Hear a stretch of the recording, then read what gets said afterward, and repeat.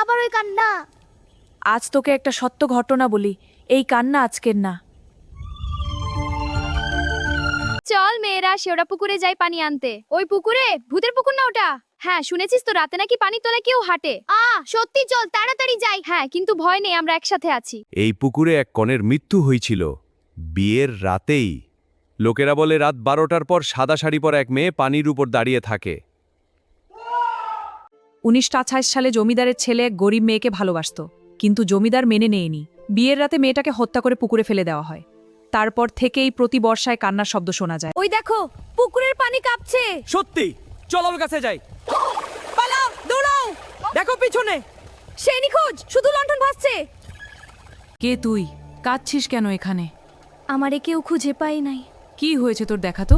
এই পুকুরের তলায় আমার হাড়গুলো দেখুন, লাল চুই। পরদিন গ্রামবাসী পুকুরে সত্যি কঙ্কাল পায়। ইসলামী নিয়মে দাফন করা হয়। তারপর বহু বছর কান্না বন্ধ ছিল। হ্যালো, ভয় পেও না, আমি আছি। ওই দেখো পুকুর পাড়ে সাদা শাড়ি নারী।